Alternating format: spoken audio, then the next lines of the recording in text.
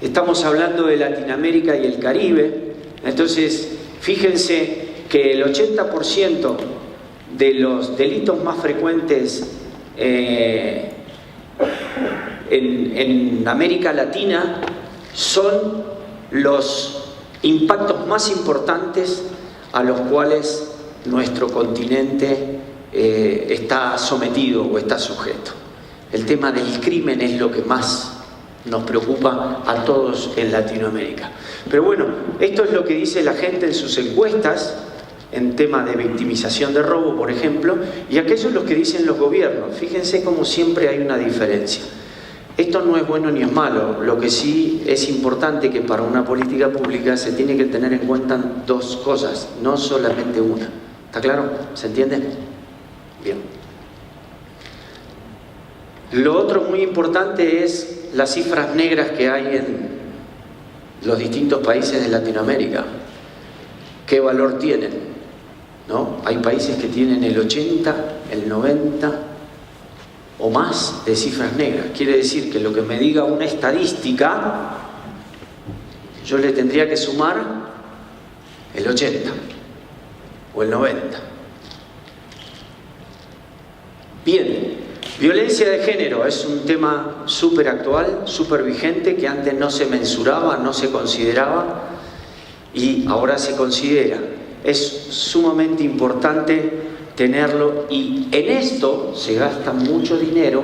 Por suerte se está empezando a gastar dinero dentro de políticas públicas de seguridad que antes no existían.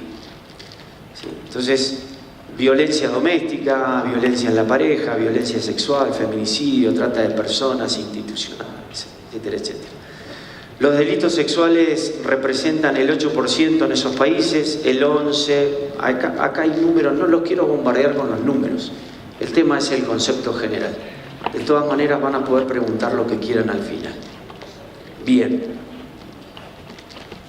El tema de la violencia ilegal de actores estatales y paraestatales. Fíjense todas las cosas que provocan incidencia, de los cuales hay que sacar dinero que podría ir a otro lugar y está yendo a mitigar estas formas de violencia, ¿no? Formales, informales, Fuerzas Armadas latinoamericanas, policías, jueces, funcionarios públicos. Los informales, ahí hay una estadística del PNUD también que dice que el 44% de las personas afirma que la policía está involucrada en crimen. No sé si eso representa algo acá, pero de todas maneras eso es Latinoamérica y el Caribe. Cada país puede tener de esto un índice superior o un índice inferior, pero la suma total da esto. La Comisión Internacional de Derechos Humanos dice que va en aumento, o sea que todo lo que estamos haciendo no es suficiente para poder controlar esto. Bien. Son productores o reproductores de violencia y delitos y demás. Hasta ahí vamos, ¿estamos de acuerdo con estos conceptos? Bien. La corrupción, no sé cómo será en este país, pero de todas maneras la suma de Latinoamérica dice que prácticamente por temas de corrupción el promedio es casi el 9% del Producto Bruto Interno que se pierde por temas de corrupción. A veces nos preguntamos, y hay gente que se agarra la cabeza y dice, ¿cómo puede ser que en países ricos haya pueblo pobre? O sea, si ustedes me preguntan a mí, la respuesta sería un compendio de esto. O sea, no sé, ¿Argentina es pobre? No. ¿Hay pobres? Un montón. ¿Alguna explicación? Yo la tengo para mí, para adentro, pero no se la voy a compartir, pero por ahí anda la respuesta. El 6 de 18 países de Latinoamérica, más del 50% de las personas afirma que la corrupción está generalizada. Ese es el escenario en el cual nos estamos moviendo, y que en términos de seguridad se van fondos, se van dineros que deberían ser aplicados en otras cuestiones. Bien, Temas más operativos, el tema de las pandillas. Saben ustedes mejor que yo cuáles son los países que más sufren este flagelo. De todas maneras, acá hay un tema importante que hay que saber. Hablábamos al principio de la presentación de estar un poquito adelante y no quedarse con el Walkman o el Dixman, ¿no? Sino ir a lo moderno.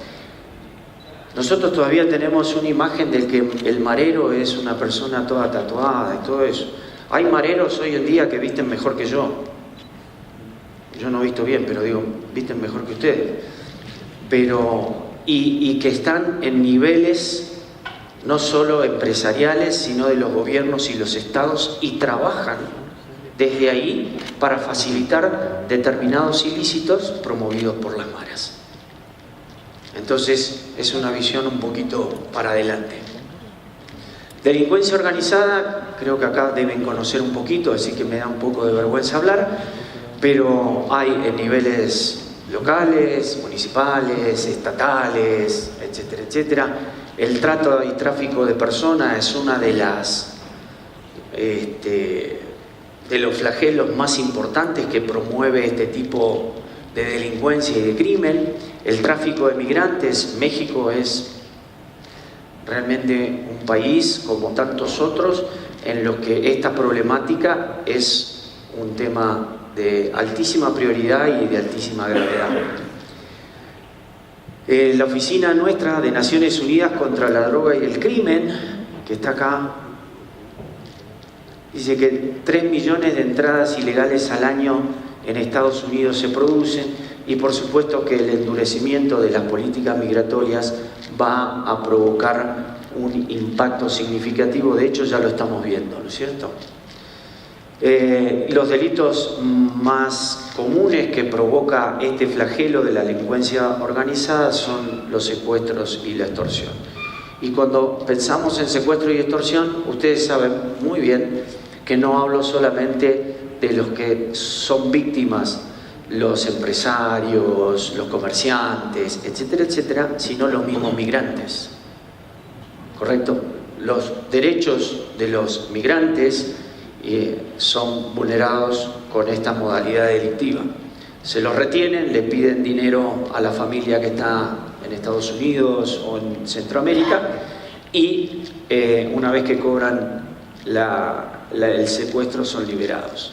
Del tráfico de droga también acá hay un apartado especial. Latinoamérica y el Caribe es un continente que antes era productor y lugar de tránsito. Ahora es productor, lugar de tránsito y también consumidor. Así que digamos que lo nuestro no va, si no hacemos algo, no va a cambiar rápidamente. Bueno, ahí hay algunos datos de los tráficos de droga, ¿no? Cuanto más se lucha contra el narcotráfico, los carteles que se dedican a eso van mutando y se van dedicando a otros crímenes especializados como los que le mencionaba recién, del trato, la tráfica de personas, el tráfico de personas, etc. Como les decía, fíjense, ahí están los países que pierden, yo les llamo así, o que deben debitar de sus gastos. México es el país con menos costos en 2014 y 2015, pero claro que hay que tener en cuenta la magnitud de la economía. En comparación con otros países pequeños, sí las estimaciones son altas. Esto es el gasto total en dólares. Brasil, México son los países que más costos tuvieron debido al crimen. ¿Sí? O sea, ese dinero que se va para mitigar esto, ¿correcto? Más de 120 millones de dólares. México estuvo en 41.295 millones de dólares. Lo menciono a México porque son los dos primeros, nada más. Costos económicos sociales también en Centroamérica. los costos de victimización en términos de pérdida de calidad de vida por homicidios, otros delitos, etc. Ustedes fíjense que una persona que no tiene mucho dinero, cuando tiene que pagar un entierro, un velatorio, etcétera, etcétera, está afectándose en la economía. ¿Sí? No tiene, o sea, no tendría por qué estar gastando eso. Bien, Centroamérica, que incluye a México, tiene un costo de más del 1% del Producto Interno para los costos sociales por el crimen. Realmente son cifras altas. Y los costos de victimización de otros crímenes no letales, como los asaltos, las violaciones, etcétera, etcétera, también tienen un promedio alto, un tercio de los relacionados con los homicidios. ¿Me siguen hasta ahí el razonamiento de lo que queremos darle un pantallazo para que tengan idea de la problemática en Latinoamérica? El sector privado, que forma parte de nuestras sociedades, ya hablamos del sector público, también es impactado. Si yo tengo que mover una carga y a esa carga tengo que ponerle, no sé, pagar 5 patrullas, más navegadores satelitales, más la rentabilidad del sector privado baja a causa, o se ve afectada a causa de el impacto que tiene la inseguridad. Y ahí está un poco el impacto en la seguridad privada. Lo que tienen que gastar en prevención del delito, lo que tienen que gastar, por ejemplo, incluye el gasto de las empresas y los hogares en la prevención del delito, gasto de servicios de seguridad, alarmas, etcétera, etcétera. La estimación va del 0,81 al 1,37 del Producto Bruto Interno en Latinoamérica. Quiere decir que las empresas privadas o el sector privado también tiene igual o más impacto que el sector público en Latinoamérica. Bien. Los costos de los gobiernos, lo que tienen que invertir los gobiernos en gasto público, en sistemas judiciales, en la presentación de servicios policiales, en la administración de prisiones. Creo que acá todo el mundo sabe lo que tienen que gastar. Representa la mayor proporción del gasto total en los países desarrollados. Y los países que no tienen problemas de desarrollo, realmente, o problemas de inseguridad, digo bien, gastan menos en temas de seguridad y pueden dedicarle la mayor cantidad de fondos al tema del desarrollo. Andrea Ferrando, fundadora y directora de Exposeguridad México, te ha entregado un reconocimiento y un obsequio por tu valiosa aportación a este ciclo de conferencias. Quedan todos un fuerte aplauso, por favor. Yo vine por esto, nada más. No, sí. Muchas gracias.